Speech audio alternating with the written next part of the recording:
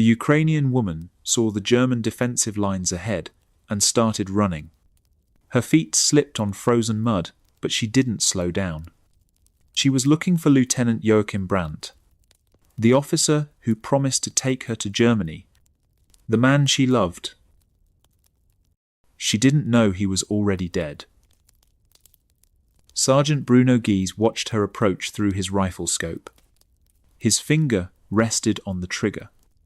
Beside him, Private Schmidt whispered, "Sergeant, that's Brandt's woman.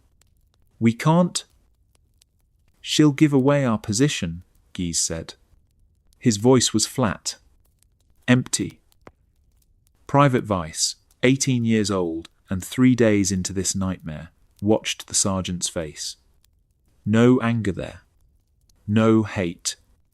Just exhaustion and something worse, the absence of everything that makes a man human.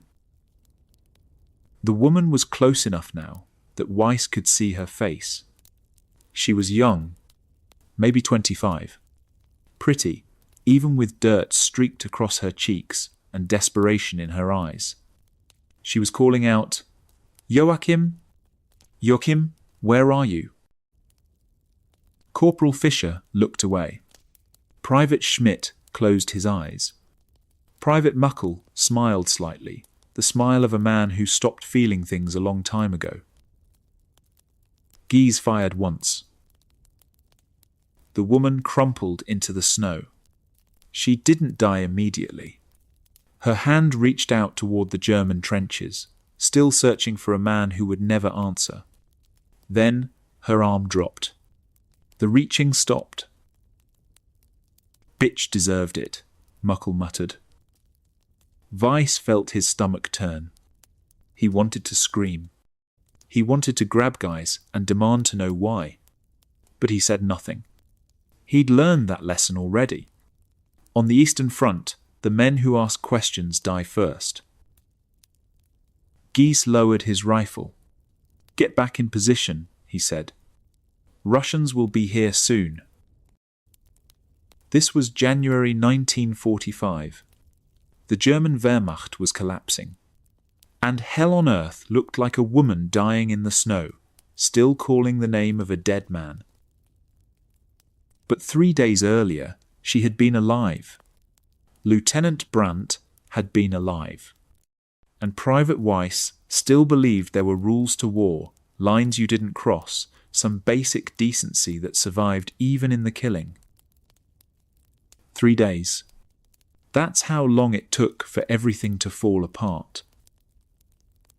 This is that story. For the next 3 hours, you'll follow one Wehrmacht squad through the final collapse of the Eastern Front. Most won't survive. None will be unchanged. And by the end, you'll understand exactly why that sergeant pulled the trigger. No heroes. No villains. Just humans trapped in history's greatest slaughter. Welcome to hell on earth. The half-track was dying. Sergeant Bruno Guise could hear it in the engine's cough, feel it in the way the vehicle shuddered over frozen ruts. Fuel leak somewhere. Maybe an hour left before they'd be on foot. Behind him, Private Siebler moaned softly. Shrapnel wound from this morning's artillery barrage. Infection setting in fast. He needed morphine, clean bandages, a field hospital, things that didn't exist anymore. Lieutenant Joachim Brandt sat beside the driver, smoking. Always smoking. In Vienna, before the war, he'd been a composer. Premiered a string quartet at the Staatsoper in 1938. Now he commanded 7 exhausted men in a retreating army, chain-smoking Russian cigarettes because they'd run out of German ones weeks ago. Private Lieber, the driver, suddenly braked. Ahead, a German soldier, alone, covered in mud and blood, waving them down. "Keep going," Guise said immediately. But Brandt raised a hand. Slow down. Soldier getting on board. This was the problem with officers who used to be artists. They still believed in mercy. Still hadn't learned the only rule on the Eastern Front. Survival is arithmetic. More people means less fuel, less food, less chance.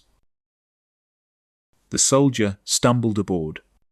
Young, maybe 18, baby face under the grime. Tears cutting lines through the dirt on his cheeks. "What's your name, Private?" Guys asked. No warmth in his voice. "Private Theo Weiss, Sergeant." The boy's voice cracked. "Let's hope you were worth risking all our lives for, Private Weiss." Private Schmidt, a mechanic from Dusseldorf with gentle eyes, shot Guise a look. "Come on, Sergeant. He's just a boy." "There's no place for boys here," Guise said. He leaned forward. "Why weren't you holding your position? Where's your section? Where's your rifle?" "We were told to fall back, and then—" Weiss's voice barely a whisper. "I got separated." "You mean you ran away?" Weiss's face went white. The images flooded back, his squad leader's head disappearing in red mist during the Soviet barrage. Private Hoffman burning alive in an overturned truck, screaming. He'd run. God help him, he'd run. Corporal Fischer, older, maybe 40, former schoolteacher, put a hand on Guise's shoulder. "Leave him alone. He's just a boy." "There are no boys on the Eastern Front," Guise said. "Only soldiers and corpses." Weiss stared at his hands. They wouldn't stop shaking. His father's voice echoed. "The Wehrmacht will make a man out of you. Your brother died a hero at Stalingrad. Now, it's your turn." His brother. The soldier, the athlete, the one their father loved. Dead in frozen ruins 2 years ago. And now Weiss was supposed to fill those boots. He touched the notebook in his pocket, filled with half-finished poems and stories. Before the war, he'd wanted to be a writer. His brother used to laugh. "You're too soft for this world, Theo. Stay home. Write your stories. Let me do the fighting." But his brother was dead, and their father demanded Weiss enlist. So here he was, Eastern Front, January 1945. 18 years old and certain he wouldn't see 19. Behind them sat someone else Weiss noticed but said nothing about. A woman. Young, dark-haired, exhausted eyes. Ukrainian, judging by her accent when she whispered to Brandt. The men watched her with resentment and hunger. Especially Private Muckle, thin, hollow-cheeked, eyes that never blinked. The kind of man who'd been cruel long before the war gave him permission. Muckle leaned toward Brandt. "I hope you don't mind me asking, Lieutenant, but do you really think it was wise to bring your fancy piece along?" The woman's face tightened. Said nothing. "She has a name," Brandt said quietly. Ice in his voice now. "Muckle." "I'm not being disrespectful, sir." Muckle's smile was all teeth. "I'm just saying, if we're in an ambush, she'll slow us down." "The only thing you need to understand," Brandt cut him off, "is that she's a collaborator in our service. She's safer with us than where she was." The engine coughed, sputtered, died. Labour tried the ignition. Nothing. Just clicking. "We're out of fuel," he said. Guise was already moving. "Right. We're on foot. Pack up and move. Fischer, Schmidt, get Siebler down. Leber, grab medical supplies. Muckel, ammunition. Move. Known. They worked with practiced efficiency. How many vehicles abandoned? How many kilometers retreated? The woman climbed down carefully. Muckel appeared beside her. Would the lady like assistance? False courtesy dripping. She ignored him. Gies pulled Brandt aside. Voice low. Keep your distance from Muckel. And keep your woman close. Before Brandt could respond, the sound came. Aircraft engines. Russians, Fischer shouted. 2 Ilyushin Il-2s, Soviet ground attack planes the Germans called Black Death. Flying low, heavily armoured, carrying rockets and cannons. Into the trees, Gies ordered. They scattered. Weiss threw himself behind a log, heart hammering. The planes roared overhead without slowing. Didn't even see them. Slowly, they emerged. Let's hope someone shoots the bastards down, Fischer said. They kept walking. West. Always west. Toward German lines that might not exist. Away from Soviet armies that definitely did. Schmidt fell in beside Weiss.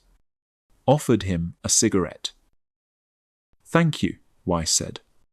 His hands shook, taking it. Schmidt pulled out a photograph, creased, water-stained, carefully preserved. A young woman with dark curls and bright smile.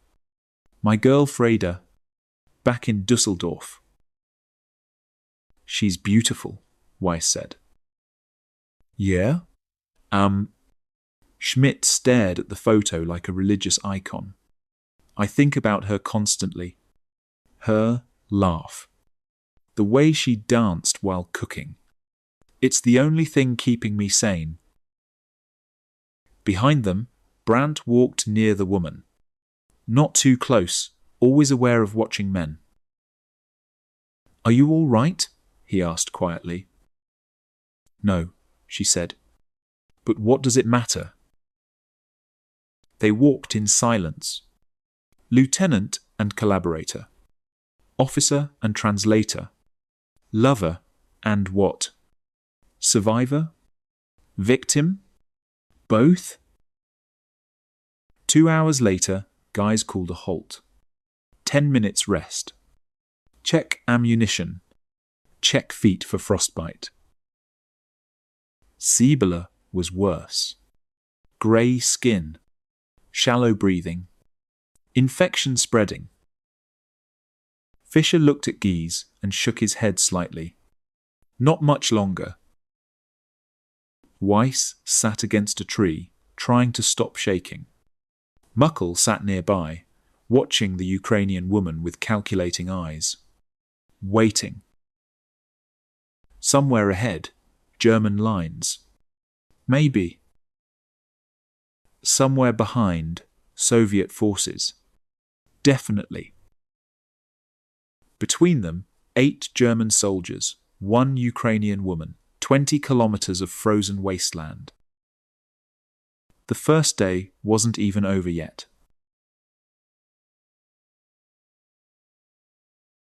They found shelter at dusk, an abandoned farmhouse, roof half collapsed but walls standing. Some protection from the wind. Gies posted guards. Fischer, first watch. Muckel after. Schmidt, Leber, get Siebler inside. The meal was cold rations. Tinned meat tasting of metal and despair. Hard bread needing water to chew. Weiss forced himself to eat. The Ukrainian woman, Aliyah, Weiss learned her name was, sat apart. Back to wall. Always watching. Always calculating danger. Later, Weiss approached her. "Excuse me, miss." She turned. Up close, younger than he'd thought. Maybe 23. Dark eyes holding too much knowledge. "I'm Private Weiss," he said awkwardly. "I'm sorry about how the men speak to you." She studied him. "You're new. How long?" 3 days. Pity crossed her face. "You still think there are rules? You still think people should be decent? Shouldn't they?" "Not here." She looked away. "Here, survival is the only rule. Decency died long ago." Brandt appeared. "Private, you're supposed to be resting, not bothering the translator." "He wasn't bothering me," Alia said quickly. She looked at Weiss. He was being kind. The word kind sounded rare and precious. Something almost forgotten. After Weiss left, Brandt sat beside her. Not touching. Careful. "You shouldn't talk to them," he said quietly. More difficult than being called a whore every day. Her voice had an edge. "Than having Muckle look at me like meat. How much worse could it get, Joachim?" He flinched at his name. Out here, always Lieutenant Brandt. His first name was their secret. "I'm trying to keep you alive," he said. "By letting them treat me like this? By not giving them reason to question my leadership." His hands shook, lighting another cigarette. "If I defend you too loudly, they'll question my judgment. And then we all die." Silence. "Then, do you still love me?" Brandt looked at her. Really looked. Seeing the person underneath, the one he'd met 2 years ago in her village, bright-eyed and hopeful, who spoke 3 languages and dreamed of seeing the world. "Yes," he said. She could hear he meant it. Could also hear it didn't matter anymore. Love wasn't enough to stop what was coming. She remembered meeting him. Summer 1943. The Wehrmacht had occupied her village for 2 years. Most officers were brutal, cold. But Lieutenant Brandt was different. He carried composition paper, hummed melodies while working. Once she'd found him in an abandoned church, hands moving over broken organ keys that made no sound. "Remembering what music sounds like," he'd said. "It's been so long." They'd talked about Vienna, about the opera house where his quartet premiered, coffee houses where intellectuals argued until dawn, the Danube glittering in summer light. He made Germany sound like paradise. And Alia, whose family lost everything to Soviet collectivization, whose uncle disappeared in Stalin's purges, wanted to believe him. "When this is over," Brandt had promised, "I'll take you there. We'll start fresh. I'll compose again, you'll study at university, and we'll have a life together." She'd believed every word. Now, in a ruined farmhouse, as the German army collapsed, she wondered how she'd been so naive. "What happens when we reach German lines?" she asked. Brandt didn't answer immediately. "We'll figure it out." That's not an answer. It's the only one I have. It's pain in his eyes. I don't know what happens next.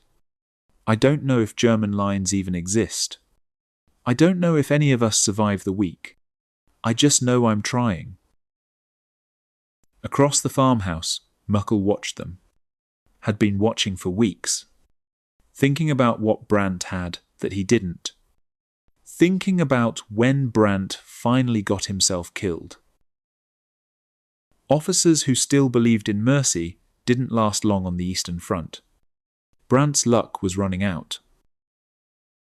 And when it did, Muckle thought nothing would protect the Ukrainian whore. She'd need a new protector, someone stronger.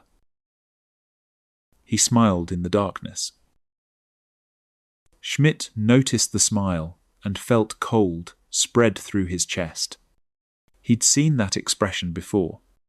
Usually, right before Muckle did something that made even hardened soldiers look away. Schmidt touched Freda's photograph. In his mind, he composed another letter he'd never send. My dearest Freda, we are lost. Not lost in geography, but in ourselves. There's a woman with us. The lieutenant's woman. She'll pay for choosing Germany with her life. I can see it coming, but no one will stop it. That's what this place does. It shows you horrors, and eventually you stop trying to prevent them. You just watch. He closed his eyes, trying to picture her face. It was getting harder. Details fuzzing like a photograph in sunlight. Sergeant Guise sat alone, cleaning his rifle. 32 rounds left. He'd started this campaign with 500. The mathematics of defeat. In 1939, when he enlisted, he'd believed in something. Not ideology, but Germany. Duty. 6 years later, he believed in nothing except surviving the next hour. He remembered his first kill. Poland, September 39. Female partisan. Firing squad. He'd been 19 and vomited afterward. Now, at 25, he could shoot a woman and feel nothing. Not pleasure. Not guilt. Just nothing. 6 years on the Eastern Front burned out everything soft. Everything human. Left only parts that could kill and keep moving. He looked at Siebler, unconscious and feverish. The man was dead. Just didn't know it yet.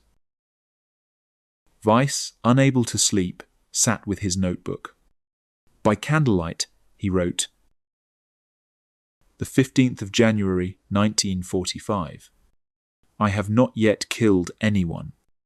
I don't know if I can. The men around me have done it so many times they don't think about it. I don't know if that makes them brave or broken. Maybe both. Maybe there's no difference here. He didn't write the rest. Didn't write, I'm so scared. I want to go home. I want my mother. Some truths were too dangerous, even for yourself. Tomorrow they would continue west.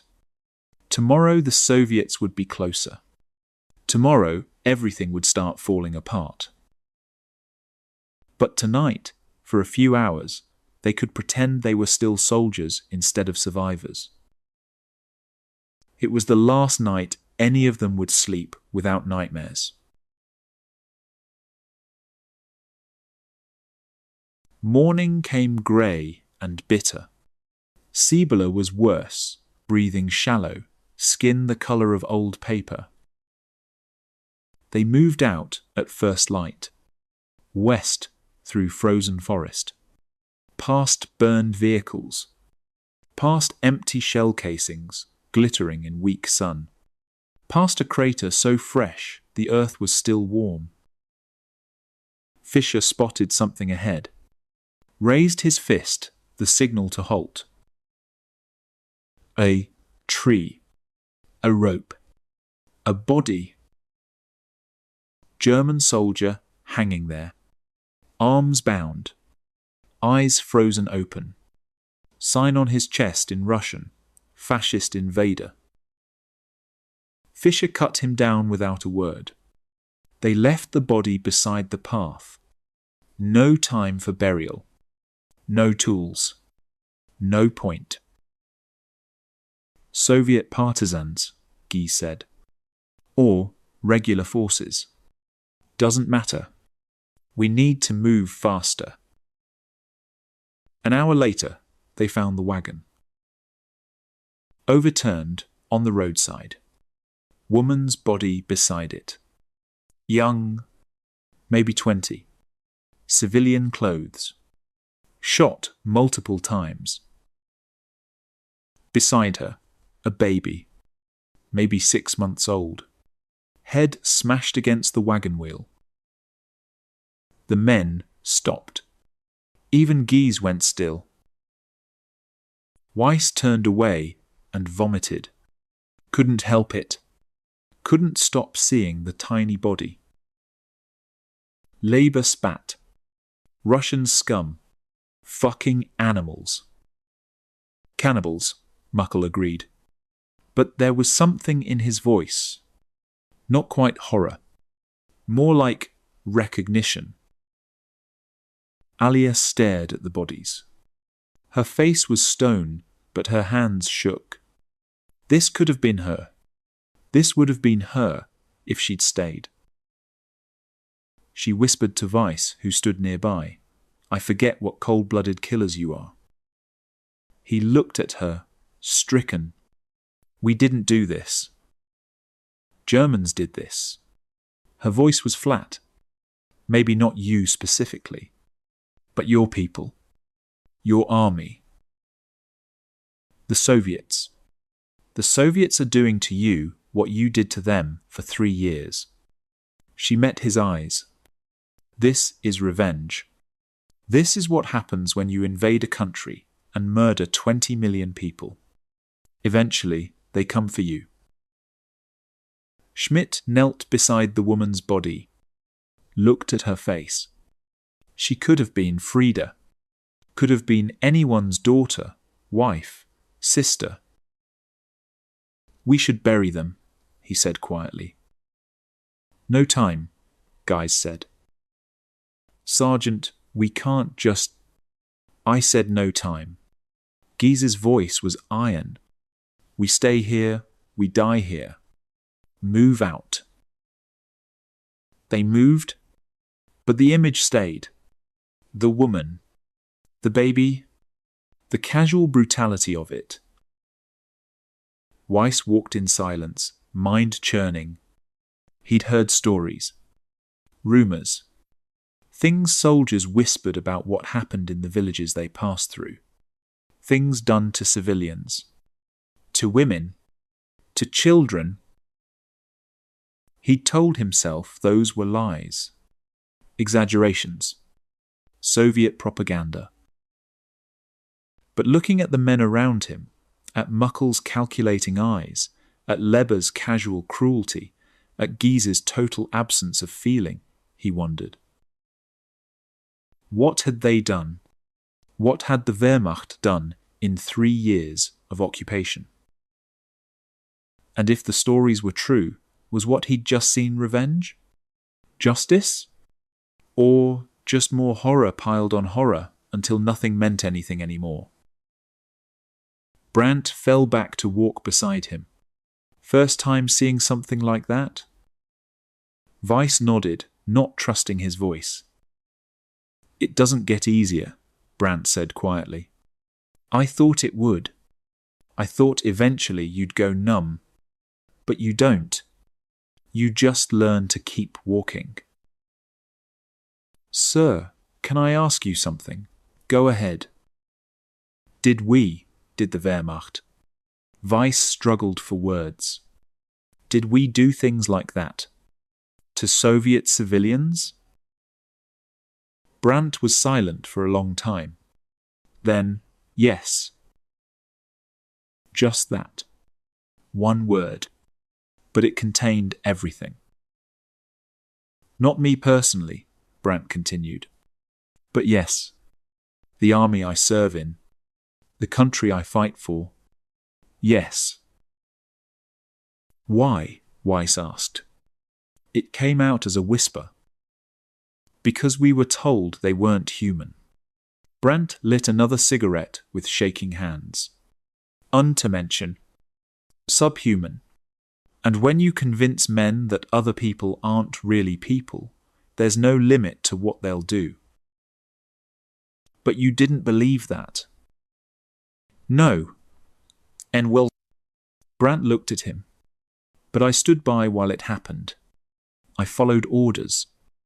I kept my head down and told myself I was just trying to survive. His voice dropped. That makes me just as guilty. They walked in silence. Behind them, Aaliyah watched the lieutenant's shoulders sag, watched the weight of what he'd said settle on him. She'd loved him once. Maybe still did. But she was also beginning to understand loving someone didn't erase what they'd done, or what they'd failed to do. The forest grew darker as clouds moved in, temperature dropping. In the distance, artillery rumbled, getting closer, always closer. We should find shelter before dark, Fisher said. There's a barn ahead about 2 kilometers. Gies nodded. Double time. I want to be under cover before... The sound cut him off. Not aircraft this time. Voices. Russian voices. Everyone dropped. Weapons ready. Hearts pounding. Through the trees, 2 figures. Soviet uniforms. Medical bags with red crosses. Both carrying rifles. Women. Muckle's eyes lit up. This was better than he'd hoped. He raised his rifle and stepped into their path. Well, what do we have here? The Soviet women spun, reaching for their rifles. Too late. Muckle already had his weapon trained. Leber emerged from the other side, cutting off escape. Drop the rifles, Muckle ordered in broken Russian. Now. The older woman's eyes calculated distances, angles, chances. All bad. Slowly, she lowered her rifle. The younger one hesitated. Nina, the older woman said quietly, do as they say. Nina's hands shook with rage, not fear. But she complied. Muckle smiled. I hope you put me in for the Iron Cross, Sergeant. I captured these 2 single-handed. Gies appeared, assessed instantly. Bring them back. And Muckle? Leber was with you. They marched the women back at gunpoint. Weiss followed, stomach churning. This was wrong. He didn't know exactly how, but every instinct screamed wrong. At the farmhouse, Brant stood sharply. What is this? Prisoners, sir, Gies said. Soviet medical personnel. Both armed. Leber grinned. We should shoot them now and be done with it. He's right, Muckle agreed. Wasting time, Lieutenant. Everyone. But Brant was looking at the medical bags, at the older woman's steady hands, the way she held herself, not like a victim, but like a professional assessing a situation. Can they speak German? He asked. This one can, Muckle said, gesturing to the older woman. Brant stepped forward. Who are you? Silence. Speak when the lieutenant addresses you, Gies barked. The woman's jaw tightened. Then, in accented but clear German, my name is Rosa Alexandrova. This is Nina Mariakina. What are you doing here? Brant asked. More silence. Leber moved forward. Let me handle this. Wait. Brant raised a hand. He looked at Rosa. Can you treat shrapnel wounds? Rosa's eyes flicked to where Sibylla lay unconscious. Took in the grey skin, the fever, the smell of infection. Yes, she said. She'll say anything to stay alive, Guys said flatly. Look at her hands, Brant countered. Look at her bag. She's trained. He turned back to Rosa. If we let you treat our wounded man, will you help him? If you give me my supplies, yes. Rosa's voice was steady. We have morphine, iodine, clean bandages. Everything he needs. Lieutenant, I must protest, Guy started. They come with us, Brant said firmly.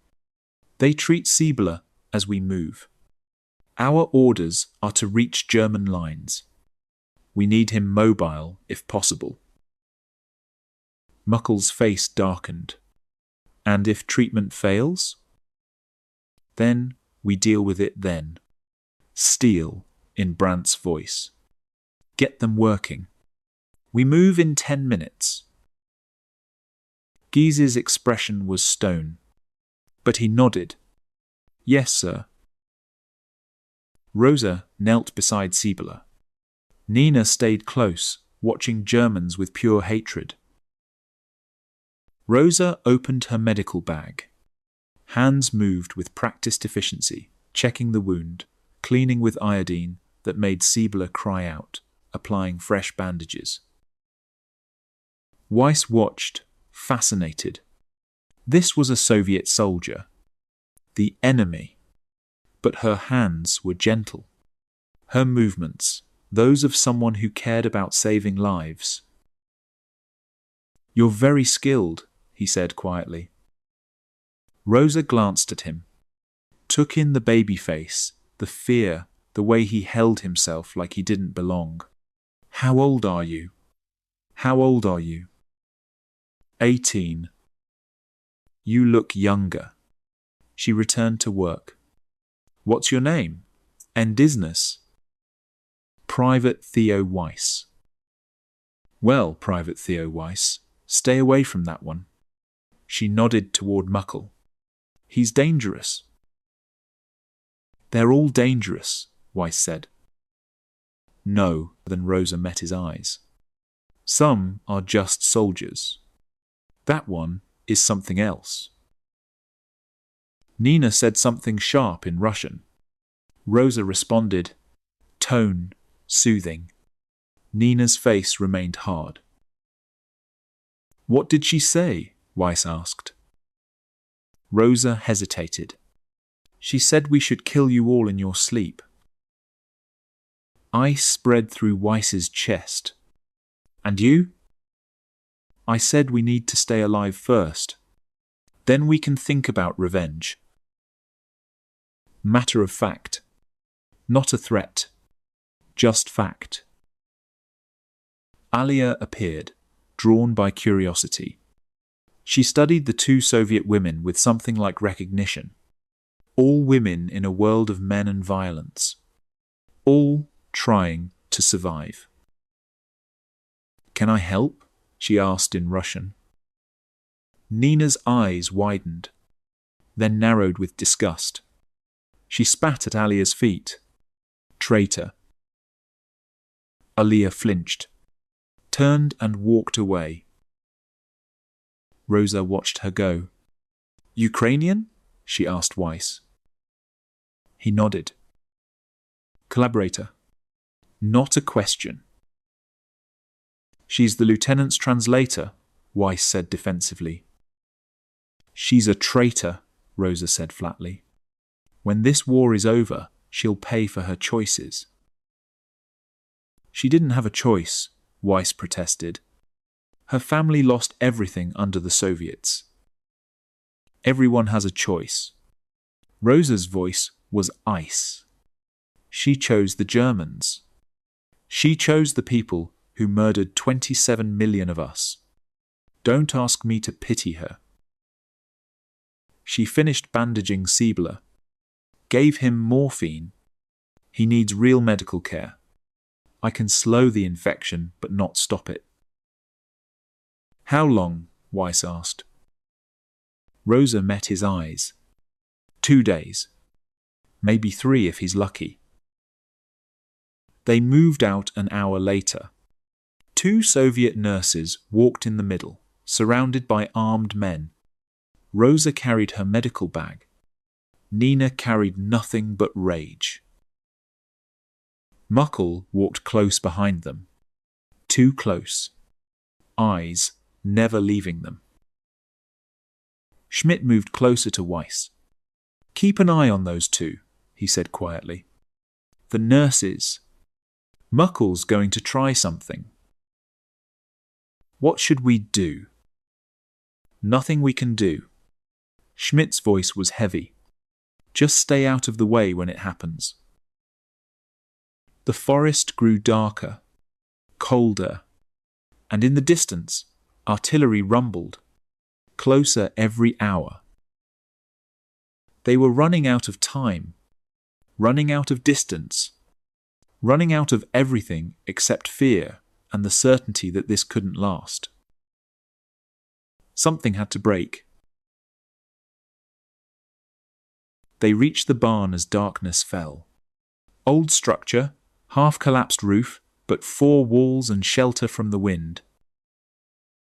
Guise posted watch immediately. Fischer, north side. Leber, south. 2-hour rotations. Anyone falls asleep, I shoot them myself. Nobody doubted he meant it. Inside, the men settled into defensive positions. Rosa and Nina were placed against the far wall, hands still bound. Aliyah found a corner away from everyone. Siebler lay unconscious, breathing shallow. No fire, too dangerous. Just cold rations and colder silence. Muckle watched the 2 Soviet nurses with steady, calculating eyes. Planning something. Waiting for the right moment. Schmidt moved closer to Weiss. Get some sleep if you can. Tomorrow will be worse. How do you know? Because every day is worse than the one before. He pulled out Frieda's photograph. We met at a dance in Düsseldorf, summer of 38. She wore a yellow dress. I stepped on her feet 3 times, trying to waltz. Did you get better? Eventually, bifocase. Schmidt smiled in the darkness. Took lessons every Thursday for 6 months. Just to spend time with her. By the time I learned to dance, we were engaged. You'll see her again, Weiss said. Maybe. If I do, I don't know if she'll recognize what comes back. Nearby, Rosa and Nina whispered in Russian. We have to try tonight, Nina hissed. Once the wounded one dies, they won't need us. Not yet, Rosa said quietly. We wait. Learn their patterns. That one, she nodded toward Muckle. He's dangerous but predictable. He wants something from us. He wants to rape us. Yes. Which means he'll get close. Which means we'll have our chance. Nina touched the hidden scalpel in her clothing. Medical blade, barely 3 inches. The Germans had searched them, but not thoroughly enough. 3 inches of steel. Enough to open a throat if you knew where to cut. And Nina knew. On the other side of the barn, Brandt sat with Aliyah in the shadows. Close, but not touching. I'm scared, she whispered. I know. Not of dying. Of dying without ever having lived. We had plans, Joachim. Vienna.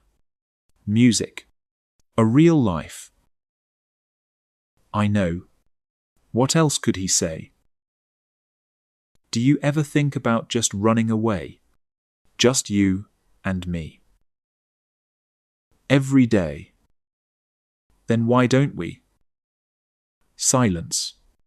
Then, because I can't abandon my men, and because deserters get shot, and because I still believe in something.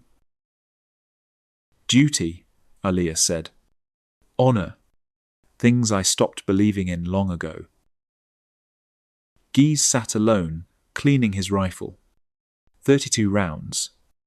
Still 32. He was thinking about the Soviet nurses, about Brandt's decision to keep them alive. He'd seen it before. 1942, outside Stalingrad. They'd kept a Soviet commissar alive for interrogation. Third night, he killed 2 guards, stole a rifle, shot 4 more men before they brought him down. These nurses were trained soldiers, combat veterans. They'd find a way to fight back. Question was, when? He looked at Brandt, lost in conversation with the Ukrainian woman. Good men didn't last on the Eastern Front. They made decisions based on morality instead of survival. They hesitated when they should act. Brandt would die, probably soon, and command would fall to Gies. He'd accepted it, the way he'd accepted everything else out here. Midnight came. Most men tried to sleep. Weiss dozed, dreaming of home, of his mother's kitchen, of his brother laughing, of a world where 18-year-olds wrote stories instead of learning to kill. But even in dreams, he could hear artillery. Even in sleep, he knew the truth. There was no going back. The boy who left home 4 days ago was already dead. And hell was only beginning. Dawn came grey and bitter. Sibylla was worse, breathing ragged, fever climbing. Rosa changed his bandages, knowing it wouldn't matter. Another day, maybe 2. They prepared to move out. Muckle volunteered to guard the Soviet nurses. I'll keep an eye on them, Sergeant. Gies nodded. Mistake. The barn had a small room in back. Muckle led Rosa and Nina there. Wait here while we pack up. But he didn't leave. Closed the door. Stood there with that calculating smile. I've been thinking, he said in broken Russian. You 2 are very beautiful. It would be a shame if something happened to you. He pulled out chocolate. I'm not a bad man. I can be nice. If you're nice in return. He moved closer. Here. Take some. A. Rosa looked at Nina. A glance. Quick. Now. Rosa took the chocolate. Let her fingers brush his hand. Thank you. That's very kind. Muckle's smile widened. He stepped closer. His rifle slung over his shoulder. Casual. Not ready. Maybe later we could be even better friends, Rosa said softly. Yes, Muckle breathed. He reached for her face. Rosa moved. Fast. Grabbed his rifle, yanked it forward. Muckle stumbled. Nina was already moving. Scalpel in hand. She went for his throat, but he turned. The blade caught his shoulder instead. Deep. He screamed. Rosa slammed the rifle butt into his face. Once. Twice. Muckle went down, blood pouring. Leber heard the scream. Burst through the door. Saw Muckle bleeding, the nurses with his rifle. Get back, bitch. Nina threw the scalpel. Wild. It caught Lebert in the neck. Not deep, but enough. He grabbed at it, eyes wide, blood between his fingers. Rosa fired. Point blank. Lieber's chest exploded. He dropped.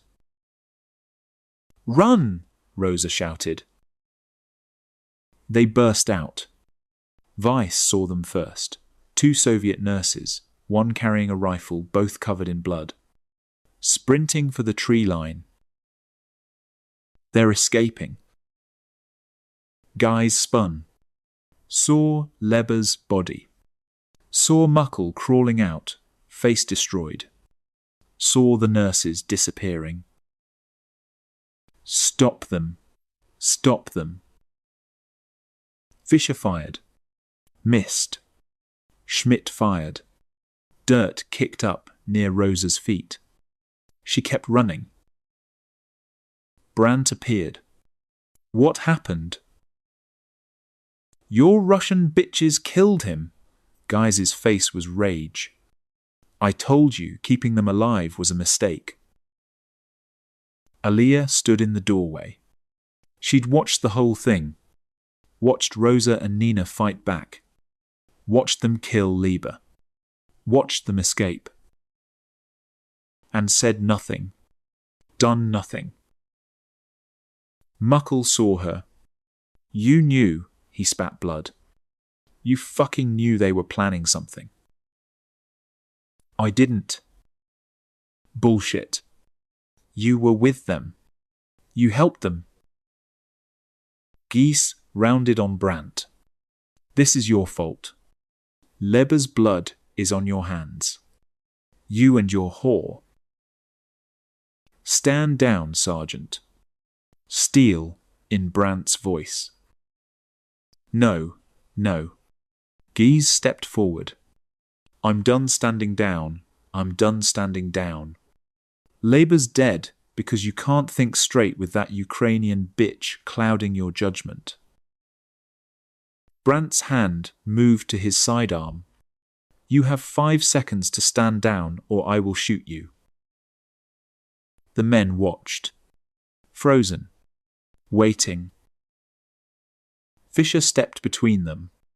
Both of you, stop. Those nurses are out there. They have a weapon. They know where we are. We need to move now. The moment held. Brandt's hand on his pistol. Guy's eyes promising murder. Then, Guy stepped back. Standing down as ordered, sir. Voice flat. Dead. But as the men scattered, Guys pulled Brandt aside. You just lost the men, Lieutenant. They followed you because they thought you could keep them alive. Now they know you can't. Brandt looked at Aliyah. Saw her standing alone. Saw how the men looked at her now. Not just resentment. Hatred. She's not safe here anymore, Guys said quietly. Not with these men. Not after this. You need to send her away. Now. Before something happens, you can't stop. Brandt felt something break inside. The last piece of hope. Give me time, he said. You don't have time. Guise turned away. None of us do. They buried Lieber in shallow dirt. No words. No ceremony. Just another body in frozen ground. Muckle sat against the wall, face swollen. When we find those bitches, I'm going to take my time killing them. Weiss watched Aliyah standing apart. Like someone waiting for execution. Like someone who knew the end was coming. He pulled out his notebook. The 16th of January, 1945. Today, violence came. The The Soviet nurses fought back, killed labor, escaped, and now everyone blames the Ukrainian woman. I don't think she'll survive the week. Somewhere in the forest, Rosa and Nina ran. One rifle between them. No supplies. Just survive, fight back, make them pay. The killing had only begun. They moved through forest in silence. The men's eyes kept sliding to Alia, then away, calculating, measuring. At midday, Gies approached with Fischer, Schmidt, Muckle, a delegation. "Lieutenant, we need to talk," Guy said. "About her. She can't come with us anymore. It predes. She's under my protection." "Your protection is the problem." Muckle stepped forward. "Those Russian bitches killed Leber." She knew. She watched. Fischer spoke calmly.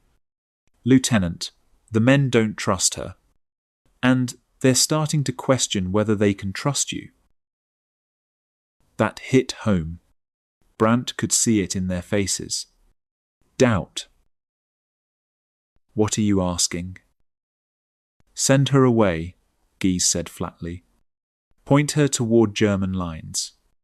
Give her a chance. She'll die out there alone. She'll die here too." Gies's eyes were hard. "Difference is, out there it'll be Soviets. Here it'll be your own men. That's what's coming, Lieutenant." Alia stepped forward. "He's right." "Alia?" "No, they're right. I can't stay. Every minute I'm here, I put you in danger. I can protect you." Hollow words. "You can't. Not anymore. Maybe you never could." Gies nodded to the men. "Give them a minute." They walked away, far enough for privacy, close enough to watch. Brandt and Alia faced each other. 2 years together. 2 years of stolen moments, whispered promises, dreams of Vienna. Ending here in frozen forest with nothing left but goodbye. "I don't want to leave you," she said. "I don't want you to go." "Then tell me to stay. Tell me we can still make it to Germany. Tell me you still love me." Brandt looked at her, saw the woman he'd fallen in love with in a Ukrainian village that no longer existed, saw the future that would never happen, and made the cruelest choice. "You were nothing to me," he said, voice flat, dead. A convenient translator, a warm body at night. That's all. Thank you for watching. She recoiled like he'd struck her. "What? One? You weren't the only one. There were others before you. There'll be others after. You were just another whore who thought sleeping with a German officer would save her." "Joachim, that's Lieutenant Brandt." He turned away. Couldn't look at her. "Now get out of here. I'm done with you." Silence. Horrible silence. "I loved you," she whispered. "I know," he said quietly. So quietly, she almost didn't hear. "I'm sorry." He pulled out his pistol, held it out. "Take this. For protection." She stared at the weapon. "Protection from what? You just destroyed me. What's left to protect?" "Please, just take it." She took the pistol. Their fingers touched briefly. "Last time." "Did I really mean nothing?" she asked. look at me, and tell me I meant nothing. He couldn't look, couldn't say it again. Which told her everything. You're lying, she said. Understanding dawning. You're lying to make me leave. To protect me. Go, he said. Please, just go. She waited for him to take it back, to choose her over his men, love over duty. But he didn't turn around, just stood there, shoulders shaking. Goodbye, Joachim, she whispered. She walked away, west, toward German lines that might not exist, toward a future she no longer believed in, toward nothing. The men watched her go. Muckle smiled. Schmidt looked away. Guys showed nothing. When she was gone, Gies approached. That was the right call, sir. Was it? 250-10, 250-10. Brandt's voice was hollow. Yes. For what it's worth, I know it cost you. Everything, Brandt said quietly. It cost me everything. Schmidt appeared, offered a cigarette. One, too, that was tough, Lieutenant. My last one, Brandt said, taking it. You'll get more. Will I? Sometimes I wonder if any of us will live long enough. They stood, smoking, watching where Aliyah had disappeared. Did you love her? Schmidt asked. Yes. Then why? Because loving someone doesn't mean you can save them. Brandt exhaled smoke. Sometimes it means letting them go, even if it kills you. Weiss watched from a distance, pulled out his notebook. Today, I watched love die, not in fire or violence. In necessity, the lieutenant sent away the woman he loved to save her from his own men. This war doesn't just kill bodies. It kills everything. Love, hope, the future, everything that makes us human. And the worst part? We keep going anyway. He closed the notebook. They had kilometers to go. German lines to reach. Soviet forces behind. Soviet nurses somewhere ahead, armed and angry. And now, no translator. No hope. No illusions left. Just survival. 1 kilometer at a time. Until it ended. They walked for 3 hours. The terrain grew rougher. Broken ground, fallen trees, wreckage everywhere. Burned vehicles. Empty shell casings glittering in weak sunlight. Fischer stopped suddenly. Raised his fist. Halt signal. What? Gies moved up. Movement. 2 o'clock. Maybe 300 meters. They dropped into cover. Weiss's heart hammered. His first real combat. For a moment, nothing. Just forest sounds. Wind. Distant artillery. Then the crack of a rifle. Siebel's stretcher-bearer, Private Hoffman, Weiss realized he'd never learned the man's name, jerked backward. Blood sprayed. He was dead before he hit the ground. Sniper! Guys shouted. Cover. Another shot. Kicked up dirt near Schmidt's head. They scattered into the trees. Weiss pressed himself against a fallen log, trying to become invisible.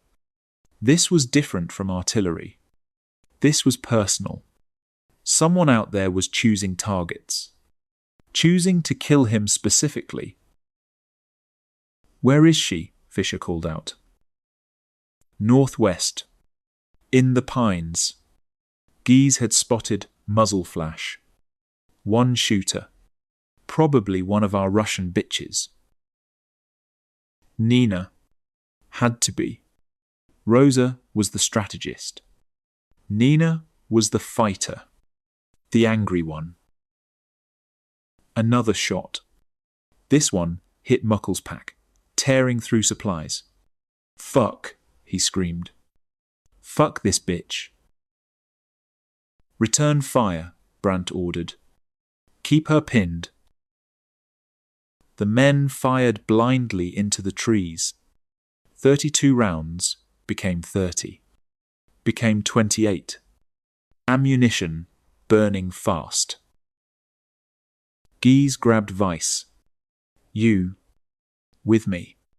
We're flanking her." "Me?" Weiss's voice cracked. "You want to live through this? Then move." They crawled through underbrush. Slow. Quiet. Every sound magnified. Every snap of a twig felt like thunder. Nina fired again.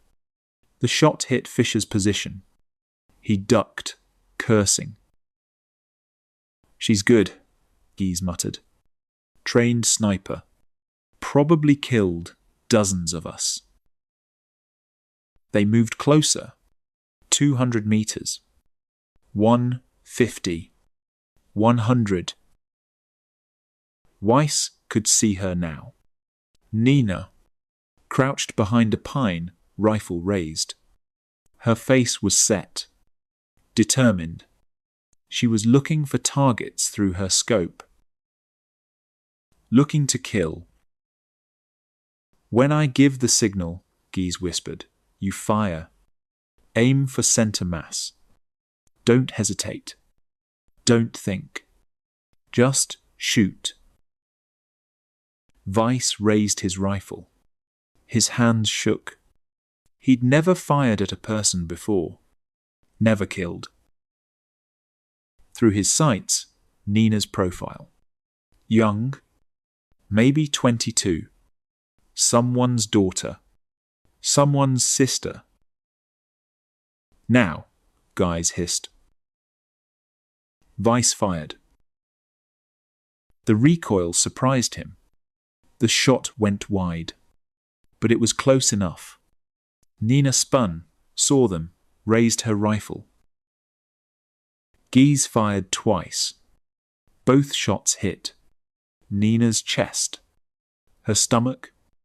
She dropped. They approached carefully. Weapons ready. But Nina wasn't getting up. She lay on her back, blood spreading across her uniform. Her eyes were open. Still alive. Barely. She looked up at them. Said something in Russian. Weiss didn't understand the words. But the hatred in her voice was universal. "What did she say?" Weiss asked. Gies's Russian was limited, but enough. She said, "We'll all burn in hell." Nina coughed blood. Looked at Weiss specifically. Said something else. Softer this time. Then she died. Weiss stared at her body. His first kill. Except Gies had actually made the shots. But Weiss had fired. Had tried. Had been part of it. He turned away and vomited. Gies watched him without sympathy. "That's one. Welcome to the war, Private Weiss." The others arrived.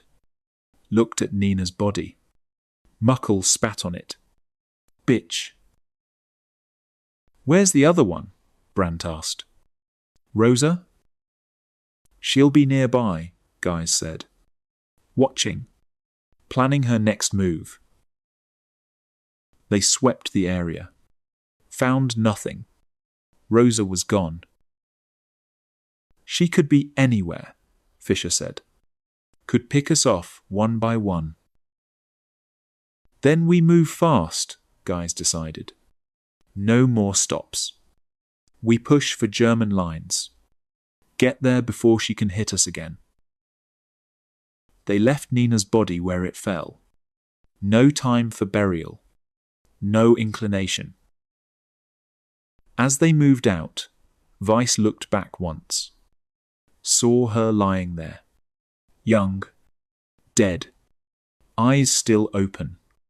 Still accusing. Schmidt walked beside him. First one's the hardest, he said quietly. Does it get easier? No, Schmidt said honestly. It gets worse. You just learn to live with it. Weiss touched his notebook. Wanted to write something. Record this moment. But what could he say? I killed someone today. Or tried to. Or was part of it. I don't know which is worse. She was young. Like me. She died hating us. And I can't even say she was wrong. That night, they'd write it. If there was a night. If they survived that long. Behind them, another body. Another ghost. Another reason this was hell on earth. 2 hours later, they saw German defensive positions ahead. Or what passed for them. Hastily dug trenches. Machine gun nests. Exhausted soldiers. Almost there, Fisher said. Relief in his voice. But Brandt stopped. Wait. Something's wrong. What? Guys moved up. It's too quiet.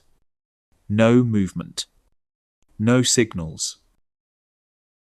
Then they heard it. Artillery. Not German. Soviet. Incoming, someone screamed. The first shell hit 50 meters ahead. Earth erupted. Shrapnel screamed through air. Run, Brandt shouted.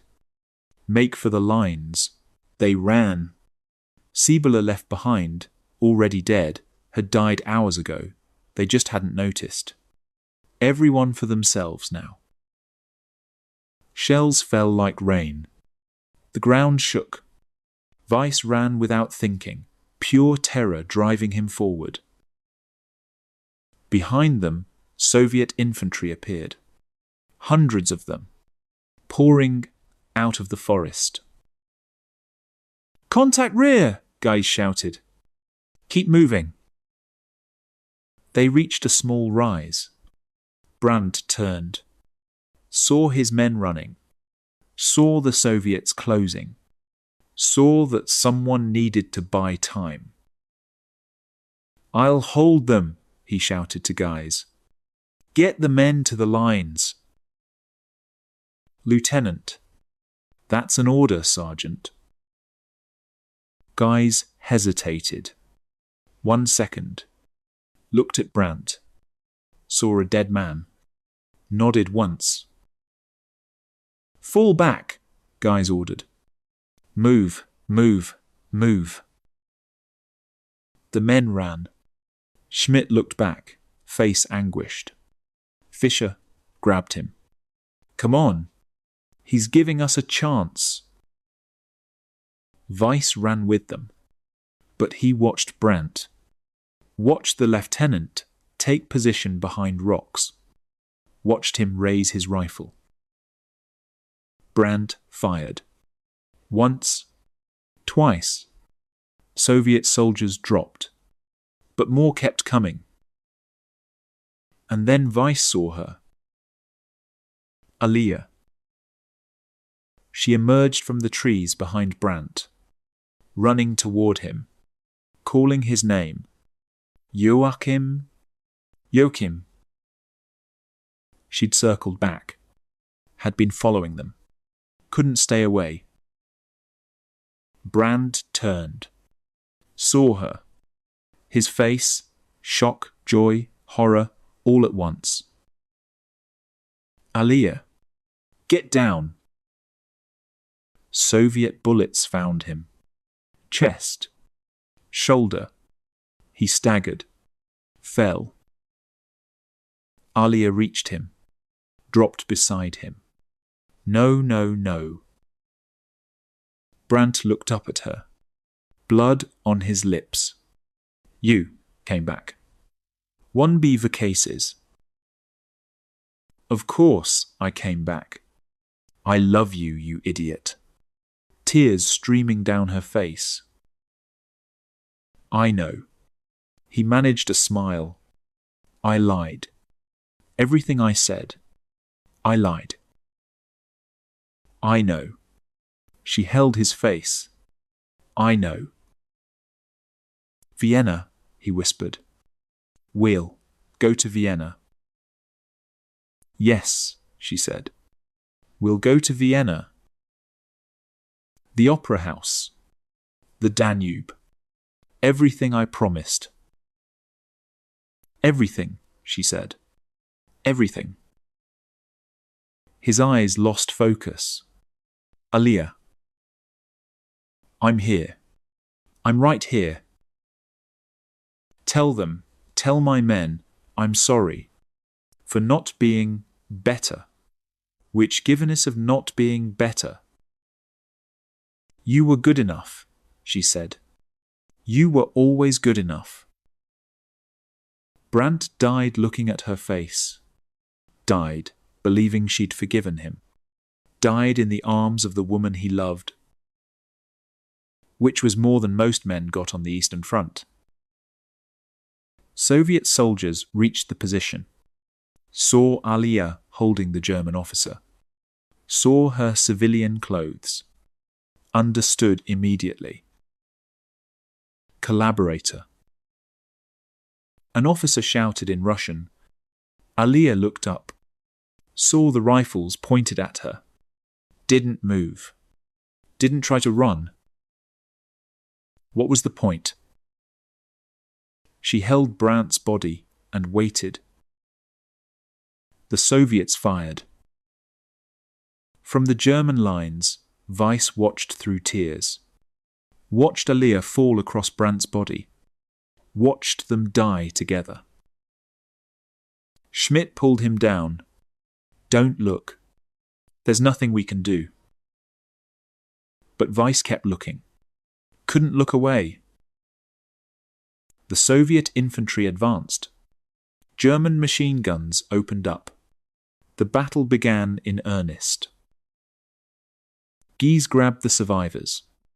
Keep moving. Into the trenches. They stumbled into German positions. A sergeant looked them over. Unit? Mixed elements, Guise reported. Retreating from forward positions. Request permission to get to the reserve trench. The sergeant cut him off. Report to company commander. Welcome to hell. Guise looked at his men, counted them. Started with 8. Now, Fischer, Schmidt, Muckel, Weiss, himself. 5. 3 dead in 3 days. Leber, Siebeler, Brandt. And 2 women, Aliyah and Nina. The mathematics of defeat. Schmidt sat heavily in the trench, pulled out Freder's photograph, stared at it like a talisman. Fischer checked his ammunition. 18 rounds left. Muckel stared back at where they'd come from. The lieutenant died for nothing, he said. He died for us, Fischer corrected quietly. He bought us time to reach the lines. That's not nothing. He died for a whore, Muckel said. That's what he died for. Guise turned on him, The lieutenant was a better man than you'll ever be. Show some fucking respect. Muckle sneered, but said nothing more. Weiss sat alone, pulled out his notebook with shaking hands.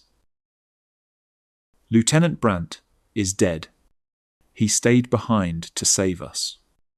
Alia came back for him. They died together. I think that's what he wanted. Not to die, but if he had to die for something that mattered. She mattered to him. More than duty. More than Germany. More than any of us. I think that's the closest thing to heroism I've seen in this war. He closed the notebook. Artillery rumbled. Soviet assault continuing. German lines holding. Barely. 3 days on the Eastern Front. 3 days that felt like a lifetime. And this was just the beginning. The German defensive line was chaos. Exhausted soldiers in mud-filled trenches. Machine gun nests firing continuously. Wounded men screaming for medics who didn't exist. A captain intercepted them. Young, maybe 30, but his eyes were ancient.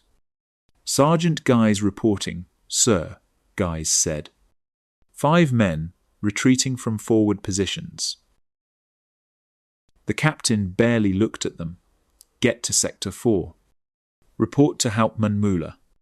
He needs bodies." "Bodies, sir?" "That's what you are now, Sergeant. Bodies.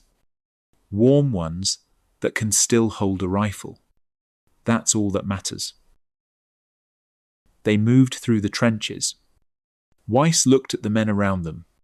Hollow eyes. Stubbled faces. Some still in their teens. Others aged beyond their years. One soldier sat against a wall, staring at nothing. Blood on his uniform. Not his. Another cleaned his rifle with mechanical precision, lips moving in silent prayer or madness. A lieutenant directed artillery coordinates into a radio, voice flat, emotionless. Adjust fire 200 meters north. Enemy infantry in the open.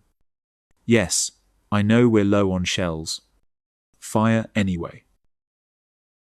This was what remained of the Wehrmacht in January 1945. The army that had conquered most of Europe was now a collection of broken men holding a line that shouldn't exist, fighting for a Reich that was already dead. They found Hauptmann Müller in a dugout that smelled of earth, blood, and despair.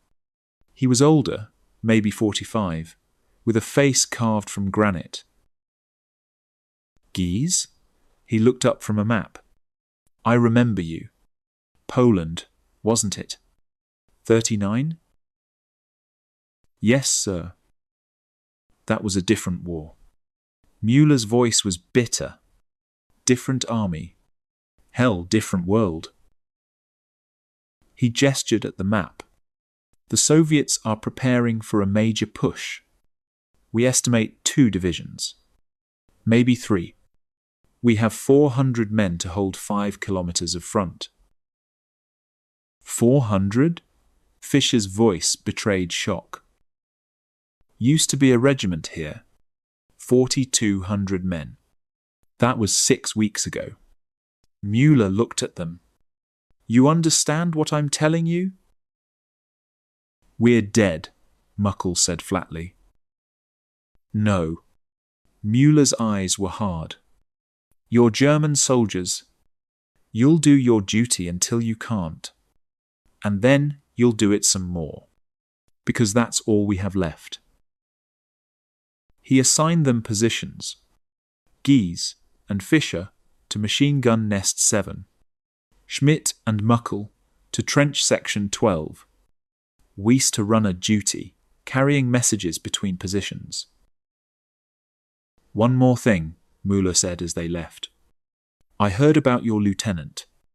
Brandt. Good officer. Shame. Yes, sir, Gies said. You should have kept running past us, Mueller continued. Invading Russia was meant to be this great adventure. Lebensraum. Empire. Look at us now. This isn't war anymore. This is just dying slowly. With respect, sir. Don't. Mueller cut him off. Don't tell me we're fighting for Germany. Don't tell me we're buying time for civilians to evacuate. We both know the truth. We're here because someone in Berlin decided to invade the Soviet Union, and now 20 million people are dead, and we're still dying. And for what? Silence. Because what answer was there? Get to your positions, Mueller said finally. The Soviets will hit us at dawn. Get what rest you can. They dispersed to their assignments. Weiss found himself in a communication trench, surrounded by strangers. An old sergeant, at least 50, ancient for frontline duty, was heating something in a tin can over a small fire. Want some? He offered. Weiss looked at the grey paste. What is it? Better you don't know. The sergeant laughed without humour. But it's hot, and it's food. That's all that matters. Weiss sat, accepted a portion. It tasted like dirt and metal. He ate it anyway. How long have you been here? He asked. Sector 4? 3 weeks. The Eastern Front? Since 41. Since the beginning. 4 years. 4 years, 3 months, 6 days. The sergeant stirred his food. I count every one. Started outside Minsk. Thought we'd be in Moscow by Christmas. Then winter came. Then Stalingrad. Then Kursk. Then everything. Do you think we'll survive? The sergeant looked at him. Really looked. How old are you, boy? 18. 18. The sergeant shook his head. I have a son your age. Had. He died at Kursk. Tank driver. Burned alive when a .34 put a shell through his Tiger. I'm sorry. Don't be. He died quick. That's more mercy than most of us will get. He pulled out a cigarette, lit it, offered one to Weiss. They smoked in silence. You asked if we'll survive, the sergeant said finally. No, we won't. Maybe a few. But not most. The Soviets have too many. Too many men, too many tanks, too much artillery. And they're angry. 4 years of anger. 20 million dead worth of anger. Then why keep fighting? Because stopping means dying faster. Because our families are behind us, fleeing west. Because every day we hold is one more day they have to run. Because, he trailed off. Because we don't know what else to do. Artillery rumbled. Close. Getting closer. Get some rest, boy, the sergeant said. Dawn comes fast. Weiss tried. Curled up in a corner of the trench, using his pack as a pillow. But sleep wouldn't come.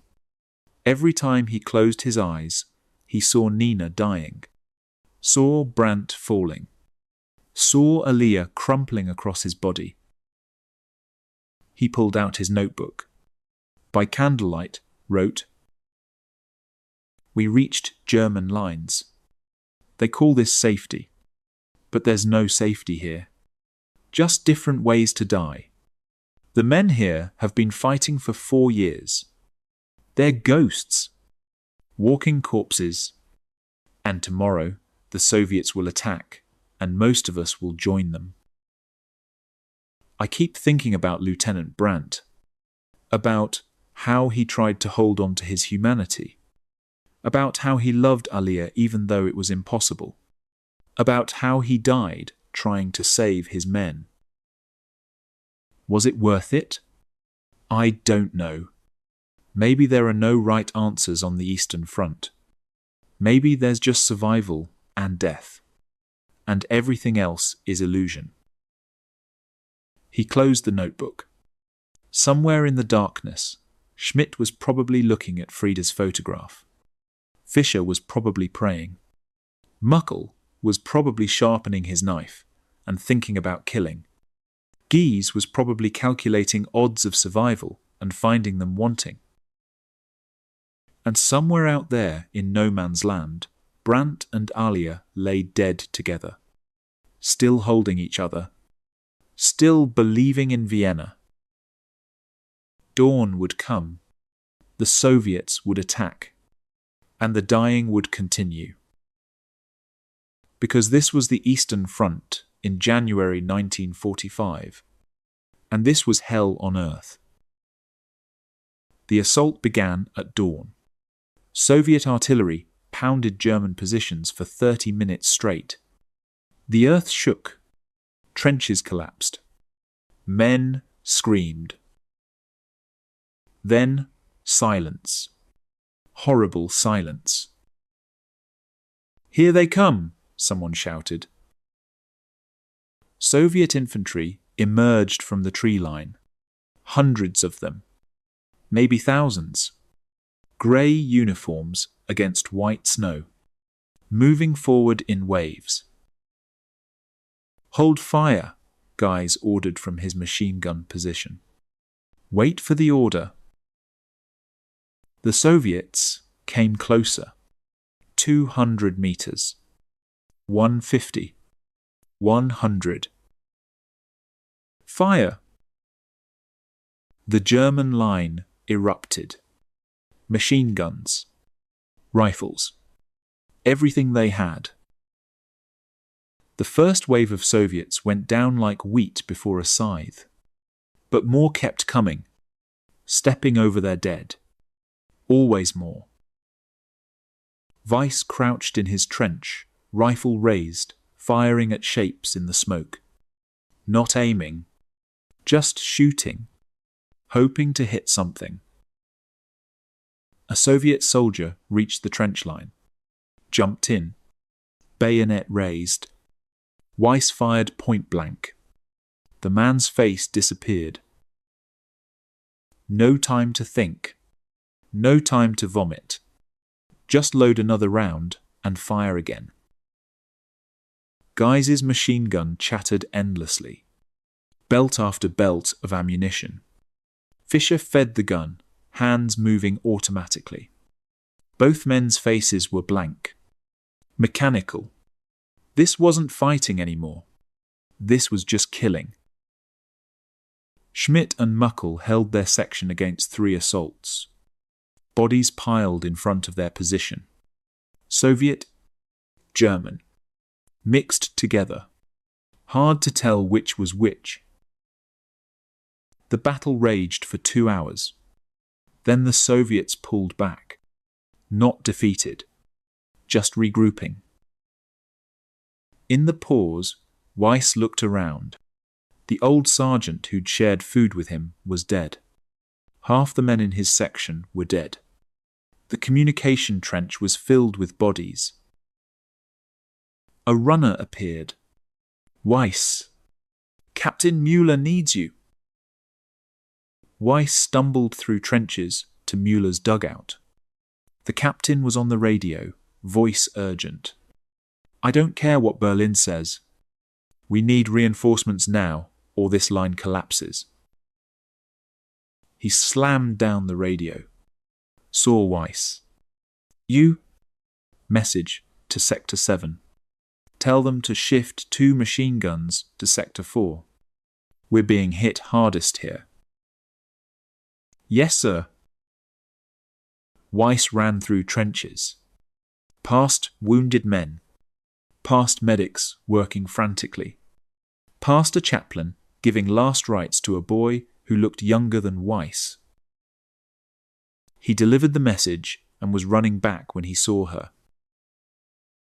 Aliyah. Walking through no man's land, stumbling, covered in blood, heading toward German lines. Weiss froze. She was alive? How? He'd seen her shot, seen her fall. But there she was, maybe 50 meters out, still walking, still searching. Joachim, she called out, voice weak, desperate. Joachim, where are you? She didn't know he was dead. Or maybe she did know and couldn't accept it. Maybe she was delirious from blood loss. Maybe she was already dead and just didn't realize it yet. Weiss wanted to call out to her, to tell her to stop, to get down, to save herself. But before he could, guys appeared beside him, rifle raised. Sergeant, no, Weiss started. She'll give away our position, guys said. Same words he'd said 3 days ago. In the future. In the opening of this story. Fischer was there too. Schmidt. Muckle. All watching. That's Brandt's woman, Schmidt said quietly. We can't. Brandt's dead, Muckle said. She's nobody's woman now. Just a collaborator who's going to get us killed. Aliyah kept walking, calling for Brandt, not seeing the rifles pointed at her, not seeing anything except her search. Fischer looked away. Schmidt closed his eyes. Muckle smiled, that same cold smile Weiss had seen in the opening. Giese's finger moved to the trigger. Please, Weiss said. Sergeant, she's already dying. Let her. Giese fired. The shot caught Aliyah in the chest. She stumbled, fell to her knees. Her hand reached out toward the German trenches, still searching for a man who would never answer. Then her arm dropped. The reaching stopped. Bitch deserved it, Muckle muttered. Weiss felt his stomach turn, wanted to scream, wanted to grab guys and demand why. But he said nothing. He'd learned that lesson. On the Eastern Front, the men who ask questions die first. Giese lowered his rifle. Get back to your positions. The Soviets will attack again soon. The men scattered. Back to their posts. Back to waiting. Back to the war. But Weiss stood there for a moment longer, looking at Aliyah's body in the snow, thinking about Vienna, about opera houses and the Danube, about promises made and broken, about love in a time of genocide. She'd believed in something impossible, something beautiful, and she died for it. Was that noble? Or just stupid? Weiss didn't know anymore. He pulled out his notebook, hands shaking, wrote, Sergeant Giese just shot Aliyah. She was walking through no man's land looking for Lieutenant Brandt, and he shot her. Said she'd give away our position. Maybe that's true. Maybe he was right. Maybe in war, the right decision is always the cruel one. But I keep thinking, what did we become? What kind of men shoot a dying woman looking for the man she loved? What kind of war turns us into this? The lieutenant tried to hold on to his humanity, tried to be good, and it got him killed. Sergeant Giese has no humanity left. Just survival. And he's still alive. Maybe that's the lesson. Maybe to survive hell, you have to become hell. He closed the notebook. Soviet artillery started up again. The second assault was coming. And somewhere in no man's land, 3 bodies lay in the snow. Brandt, Alia, Nina. All of them died for something. Love, revenge, duty. But in the end, they were just dead. Like everyone else. Like everyone would be. This was January 1945. The German Wehrmacht was collapsing. And hell on earth looked like a woman dying in the snow, still calling the name of a dead man. The second assault was worse than the first. Soviet artillery had found their range. Shells fell with precision. Trenches collapsed. Dugouts caved in. Men buried alive. Then the infantry came again. More of them this time. With tank support. 34s, someone screamed. Armour! The Soviet tanks rolled forward. 7 of them. Grinding through snow and bodies. Main guns firing. Machine guns chattering. A Panzerfaust team engaged the lead tank. The shaped charge hit. Explosion. The tank stopped, burning, but the other 6 kept coming. Weiss huddled in his trench as a tank rolled overhead. The weight of it. The grinding of treads on earth. He pressed himself flat, certain he'd be crushed. The tank passed, but Soviet infantry followed. They poured into the trenches, hand-to-hand fighting, bayonets, entrenching tools, fists, teeth. Weiss shot a Soviet soldier at point-blank range. The man fell on him, blood everywhere. Weiss shoved the body off, scrambled for his rifle.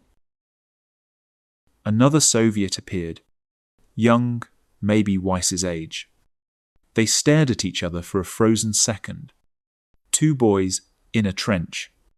2 boys who should be anywhere but here. Then the Soviet raised his rifle. Weiss was faster. Fired. The boy dropped. Weiss turned and vomited. Couldn't help it. His second kill. Or third. He'd lost count. Lost track of everything except surviving the next second. Gies and Fischer held their machine gun position until Soviet infantry flanked them. Grenades. Fischer went down, shrapnel in his chest. Fischer! Gies grabbed him. Stay with me. Stay with me. Fischer coughed blood. Tell my wife. You'll tell her yourself, Gies said. But Fischer's eyes were already empty. Gies abandoned the machine gun. Fell back with his rifle. 4 men left now. Himself, Schmidt, Muckel, Weiss. Schmidt was pinned down in his section. Soviet soldiers above him. He pulled out Freder's photograph one last time. Looked at it. I'm sorry, he whispered. I tried. A grenade landed beside him. The explosion was brief. Final. Muckel fought like a cornered animal. Knife in one hand, pistol in the other. Killing anything that came close. Not human anymore. Just rage and violence. A Soviet officer shot him. Once, twice, 3 times. Muckel kept coming, dying but not stopping. The officer shot him twice more. Finally, Mukul fell. He died with that same cold smile. Captain Mueller appeared beside Weiss. Fall back. The line's broken. Fall back. Weiss ran. Through collapsing trenches. Through smoke and fire. Past wounded men crying for help he couldn't give. Past the dead. So many dead. He ran until he couldn't breathe. Collapsed behind a ruined bunker. Guise was there. Handful of other survivors. Maybe 20 men from 400. Is this everyone? Mueller asked. No one answered. Because the answer was too horrible. We regroup at the secondary line, Mueller said. Move out. Stay low. Stay alive. They moved through the chaos. Soviet forces were everywhere now. The line hadn't just broken. It had shattered. Weiss saw a Soviet medic tending wounded. Red cross on her arm. For a moment, he thought it was Rosa. But no. Just another woman in Soviet uniform. One of 800,000. She looked up. Saw him. Didn't reach for a weapon. Just looked. Weiss didn't shoot. Couldn't. Just kept moving. They reached the secondary line. More trenches. More exhausted men. More machine guns. The same war, just 50 meters back. Night fell. The fighting continued, but slower. Both sides exhausted. Consolidating. Preparing for tomorrow. Weiss sat in a shell crater with Guise. The only two survivors from their original group. 8 men 3 days ago. 2 now. The others? Weiss asked. Dead. All of them. Lieber in the barn. Siebler to infection. Brandt buying us time. Fischer today. Schmidt. Muckle. 18 Mauve. Guise's voice was flat. No emotion left. What about us? We're alive. For now. That's all that matters. Is it? Weiss looked at him. Is survival enough? After everything we've done? Everything we've seen? Guise was silent for a long moment. Then, I don't know anymore. I used to think I knew. Used to think survival was the point. Now, I'm not sure there is a point. Why do you keep fighting then? Because I don't know what else to do. Guise pulled out a cigarette. His last one. Lit it. Because stopping means thinking. And thinking means remembering. And remembering means facing what we've become. He offered the cigarette to Weiss. They shared it in silence. You know what the worst part is? Guise said finally. It's not the killing. Not the dying, D. It's knowing it didn't have to be this way. Knowing we chose this. Germany chose this. We invaded them. We murdered 20 million of them. And now they're making us pay. And they're right to. Good at. Weiss stared at him. You believe that? I know that. Guise looked at the burning horizon. We're not victims here. We're not heroes. We're just killers paying for our crimes. Artillery rumbled. Always artillery. The soundtrack of the Eastern Front. Get some sleep, Guise said. Tomorrow we do it again. And the day after? If there is a day after. Weiss tried to sleep. couldn't, pulled out his notebook. The pages were stained with blood and dirt. His blood, Soviet blood, couldn't tell the difference anymore. He wrote, "They're all dead. Brandt, Alia, Nina, Leber, Siebler, Fischer, Schmidt, Muckel, all dead in 3 days. Only Sergeant Geese and I remain, 2 survivors from 8. I've killed 3 people, maybe 4. I've stopped counting, stopped caring. That's what this place does. It burns out everything that makes you human, leaves only the parts that can kill and survive. My father wanted the Wehrmacht to make a man out of me. It did. Just not the kind of man he imagined, not a hero, not even a soldier, just a killer. That's all any of us are now. This is hell on earth, and we built it ourselves." He closed the notebook. Dawn would come. The Soviets would attack again. The line would break again.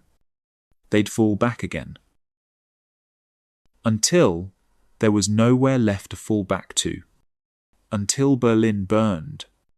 Until Germany surrendered. Until it was finally, mercifully, over. But that was still 4 months away. 4 months of dying. 4 months of hell. And Weiss would probably not survive it. Gies probably wouldn't either. The mathematics were clear. But tonight, they were alive. And that would have to be enough. The 3rd day began with fog. Thick, grey, swallowing everything. Soviet artillery started at dawn. But lighter this time. They were running low too. Everyone was running low. Ammunition. Food. Hope. The assault came through the fog. Soviet infantry. Quiet this time. No shouting. No hurrah. Just grim professionals doing their job. The German line collapsed within an hour. Not because the defenders broke. Just because there weren't enough of them left. 400 men holding 5 kilometers yesterday. Maybe 50 men left today. Captain Müller died leading a counterattack. Shot 3 times. Kept advancing. Killed 2 Soviet soldiers before a 4th shot dropped him. "Fall back!" guys shouted. Everyone fall back. But there was nowhere to fall back to. The Soviets had encircled the position. Germans trapped in a pocket.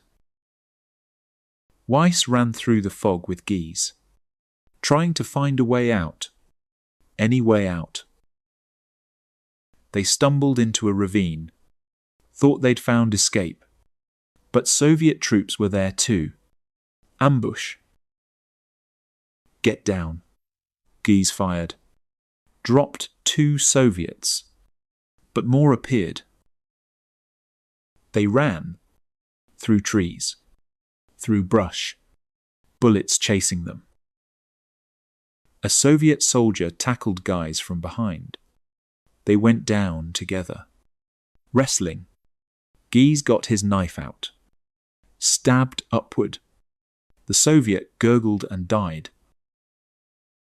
But more were coming. Too many. "Keep running," Gies shoved Weiss. "Don't stop." "What about you?" "I'll hold them." "Go." "Cayman." Weiss ran.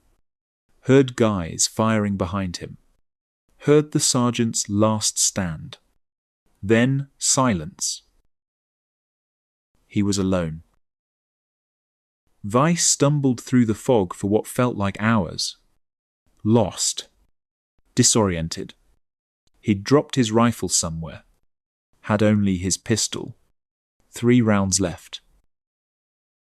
He collapsed behind a fallen tree. Couldn't run anymore. Couldn't fight. Just waited. Footsteps approached through the fog.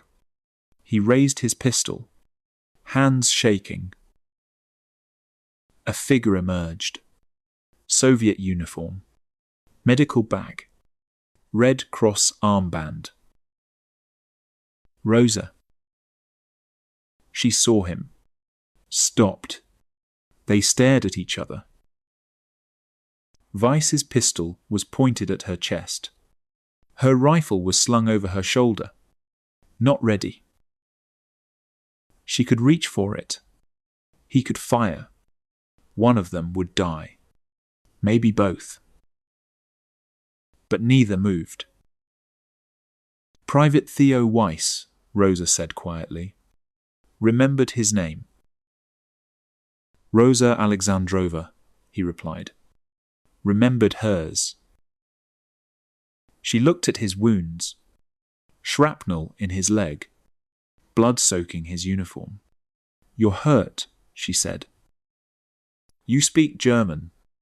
Obvious statement. Stupid. But his mind wasn't working right. I speak German. She set down her rifle. Slowly. Deliberately. Showing she meant no threat. Weiss should shoot her. Should kill her now while she was unarmed. She'd killed Leber. She'd escaped. She was the enemy. But his hand wouldn't move. Rosa approached carefully, knelt beside him, looked at his wounds. May I? Weiss lowered the pistol, nodded. She opened her medical bag, the same bag she'd used to treat Siebele, now using it to treat Weiss. The absurdity of it. Why? Weiss asked. Why are you helping me? Rosa cleaned his wounds with practiced efficiency, because sometimes the nurse in me overrides the soldier, makes me feel human again. Same words she'd said about not shooting him before Lieber died, before everything. Nina's dead, Weiss said. I know. Rosa's hands paused briefly. I saw her body. Did you kill her? I tried. Guys actually did. The sergeant. Where is he? Dead. I think. He stayed behind so I could run. Rosa nodded.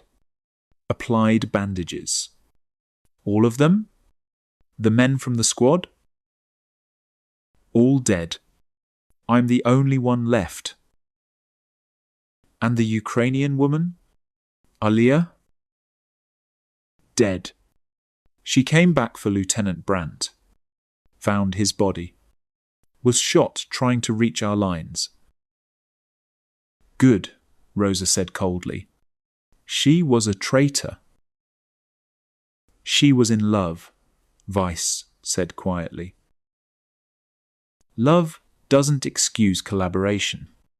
Rosa tied off the bandage. My brother died at Stalingrad. My mother starved during the Leningrad siege. 27 million of us dead. Don't ask me to pity collaborators. Weiss looked at her. Why save me then? I'm German. I'm part of the army that killed your family. Because you're 18 years old and you didn't choose any of this. Rosa met his eyes. Because when I look at you, I see a boy who should be in school, not covered in blood in a war zone. Because maybe, just maybe, if I save one life today, it means I'm still human. That this war hasn't completely destroyed me. She stood up, picked up her rifle. Stay here until nightfall, she said. Then head west. German lines are collapsing, but there are still pockets of resistance. You might make it. It's might, it's mate, it's might. Why are you doing this? Because someone showed me mercy once. Rosa's face softened briefly. Before the war. Before everything. A German doctor in my village treated my father when he was sick. Didn't ask for payment. Just helped because he could. I remember thinking, maybe not all Germans are monsters. Maybe some are just people. Then you invaded. Her voice hardened again. And I learned, some Germans are just people. But the Germany they serve is a monster. And sometimes people who serve monsters become monsters themselves. She looked at him. Don't become a monster, Theo Weiss. Stay alive. Go home. Tell people what happened here. Tell them what war really is.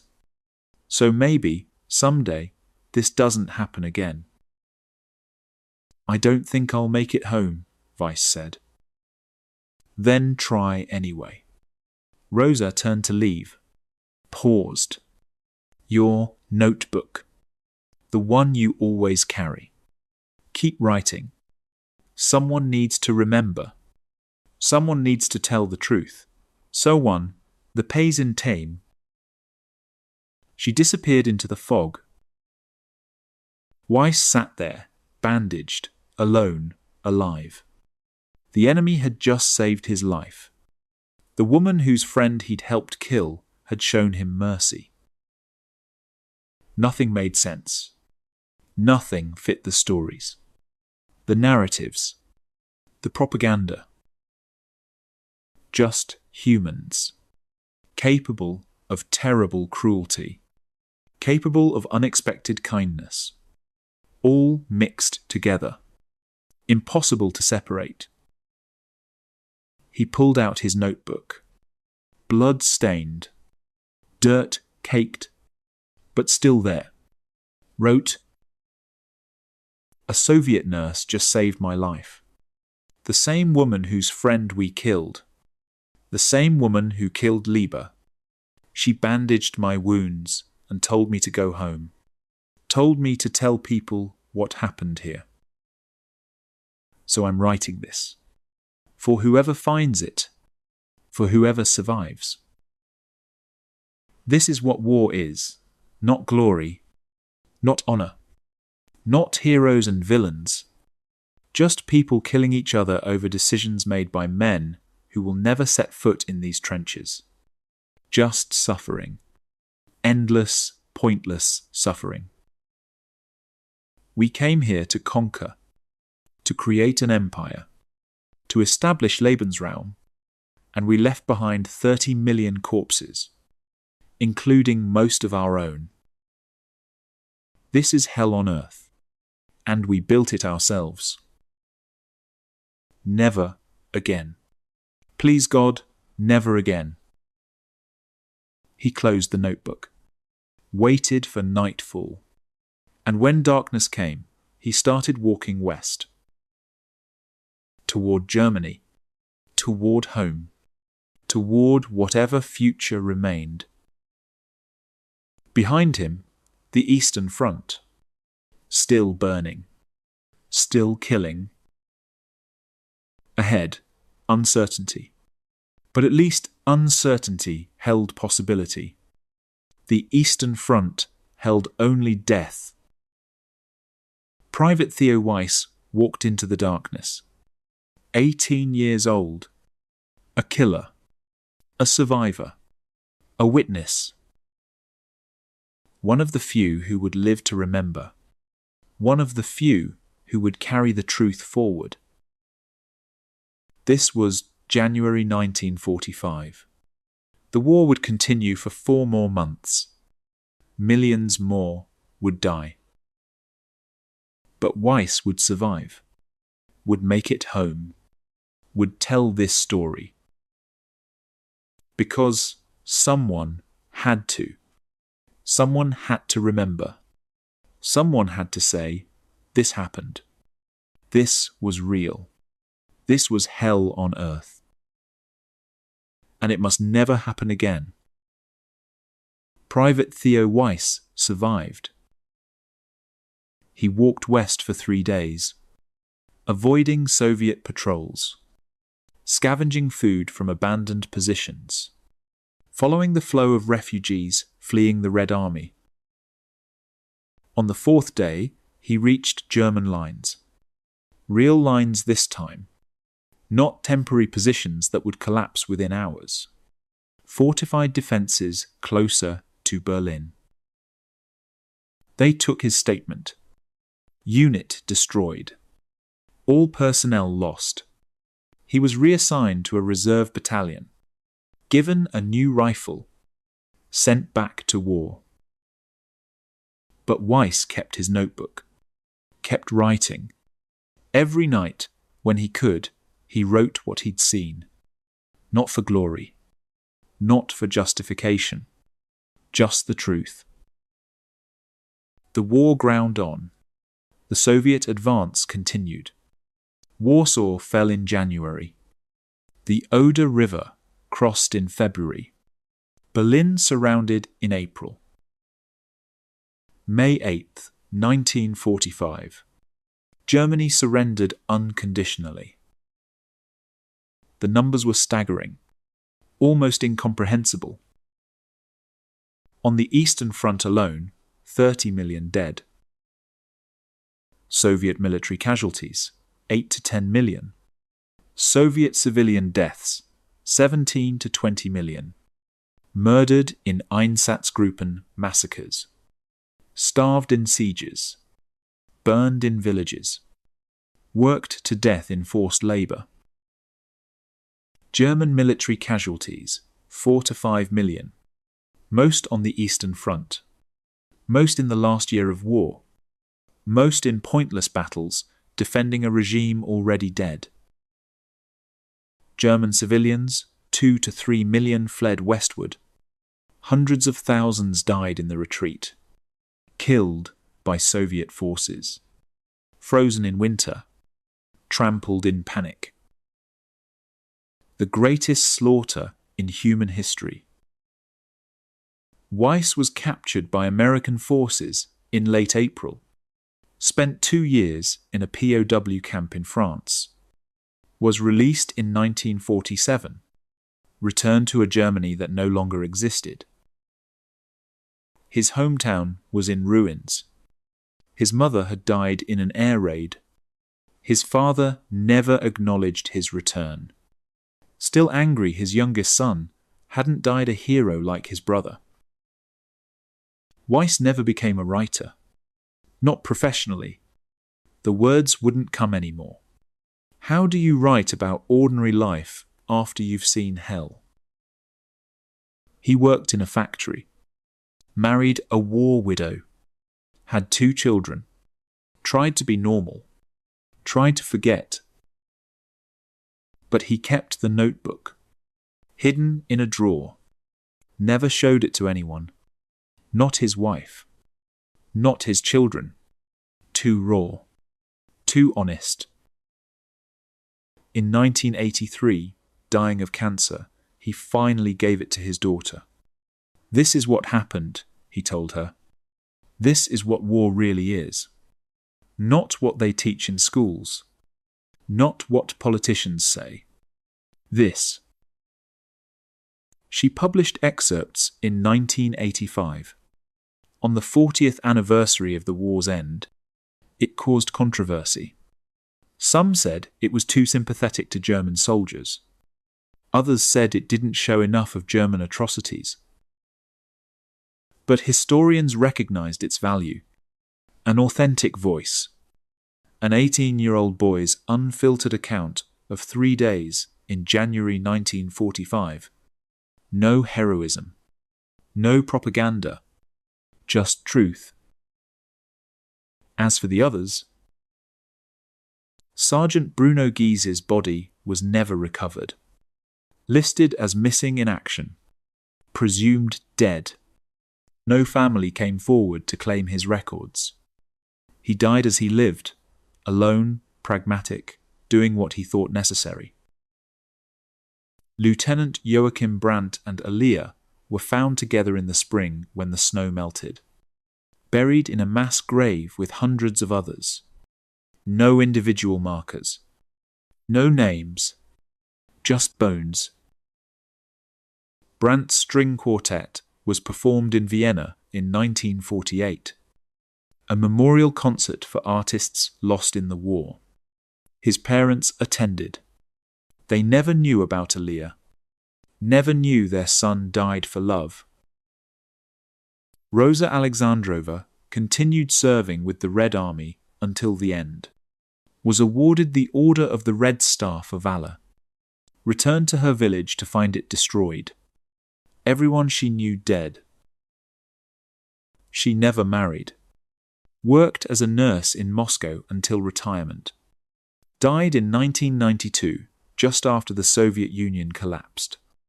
In her effects, a small German notebook she'd taken from a body. Inside, poems in German.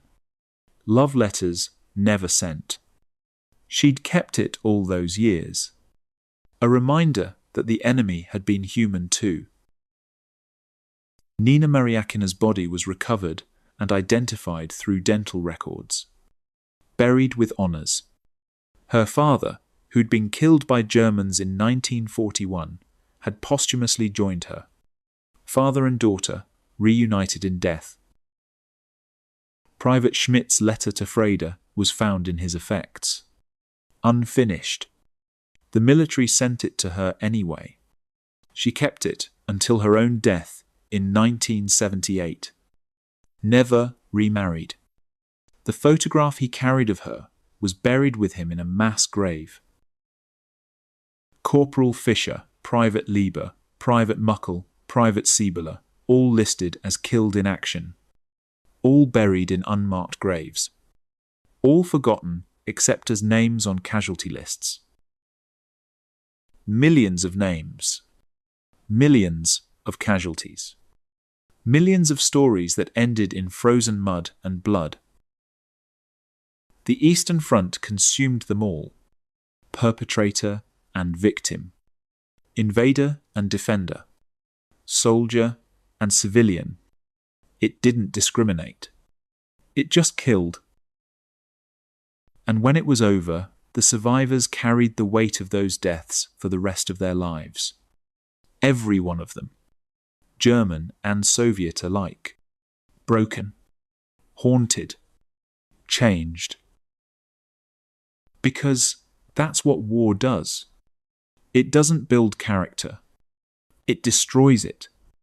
It doesn't create heroes. It creates ghosts. And the Eastern Front created 30 million ghosts. A German sergeant once wrote in his diary, "This is hell on earth." He was not speaking metaphorically. For 3 hours, you followed one Wehrmacht squad through 3 days in January 1945. 8 men became 2. Most died. 1 survived. This is one story. 1 squad. 3 days. Multiply it by millions. Multiply it by 4 years. Multiply it across thousands of kilometers from the Baltic to the Black Sea. That's the Eastern Front. What have we learned? We learned that Lieutenant Brandt tried to hold on to his humanity, tried to be good in a war built on genocide, tried to love in a place where love was impossible, and it killed him. But he died human, died for something that mattered. That counts for something. We learned that Aliyah was caught between 2 monstrous systems. Soviets who'd destroyed her family, Germans who'd use her, then discard her. She chose love. It didn't save her. But she died reaching for the man she loved, That counts for something too. We learned that Rosa and Nina fought back, refused to be victims, killed their captors, fought for survival and revenge. Nina died fighting. Rosa survived by showing mercy to an enemy boy. Both choices were human. Both were valid. We learned that Sergeant Guise was pragmatic to the point of cruelty, made hard choices, survived through ruthlessness. But even he knew survival without humanity is just prolonged dying. He died buying time for a boy to escape. In the end, even Guise chose to be human.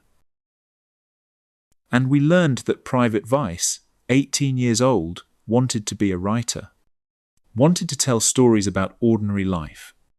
Instead, he got a story about hell, about watching everyone he knew die, about killing, about survival, about the moment when you realize there are no heroes in war, just people trying not to die. The moral complexity is this: German soldiers were not all monsters, but they served a monstrous regime. They participated in a war of annihilation. They were complicit in genocide. Individual humanity doesn't erase collective guilt. Soviet soldiers were not all angels. They committed atrocities in revenge. They raped and murdered. But they were also fighting for survival against an enemy that wanted to exterminate them. Their rage was earned through suffering. Neither side was innocent. Both sides were human. That's the terrible truth. War doesn't make sense. It doesn't follow narratives. The good don't always survive. The evil don't always die. Sometimes love exists in the middle of genocide. Sometimes mercy comes from unexpected places. Sometimes the enemy saves your life.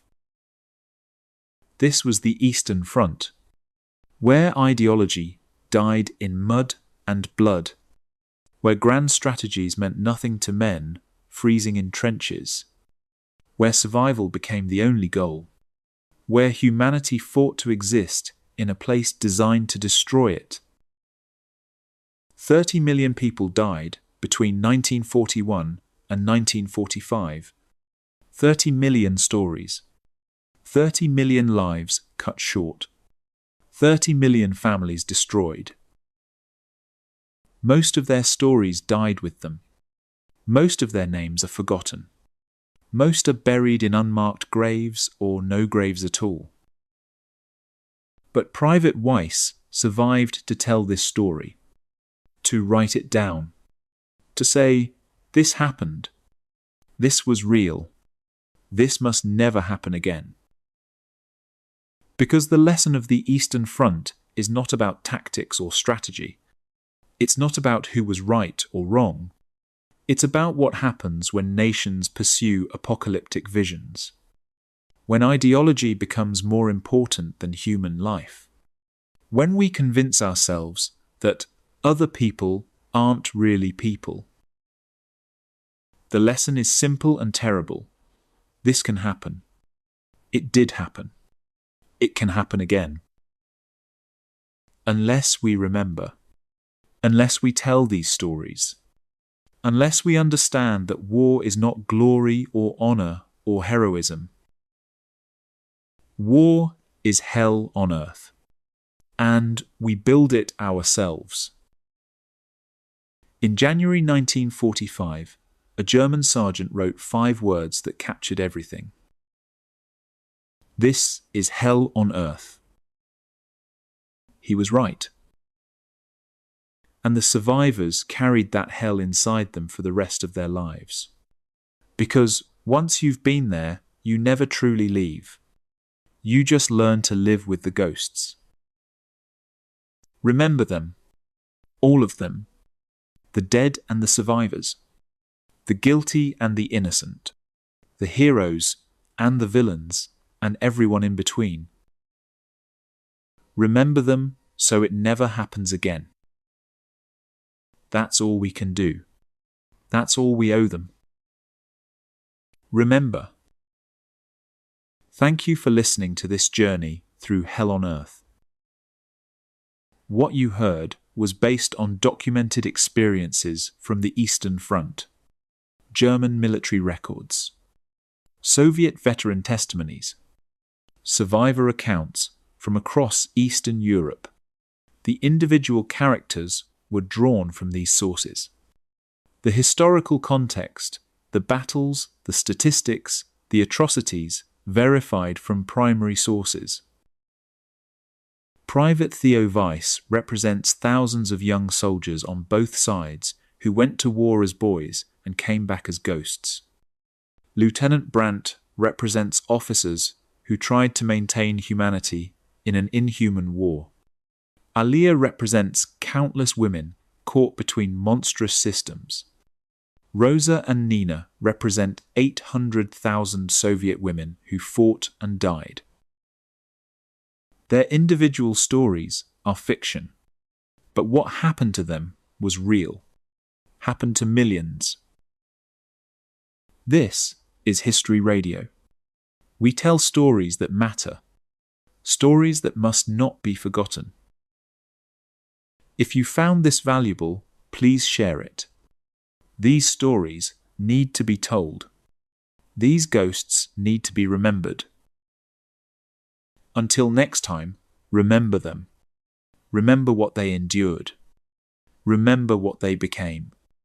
Remember what we're capable of when we forget our humanity. This was hell on earth. May we never build it again.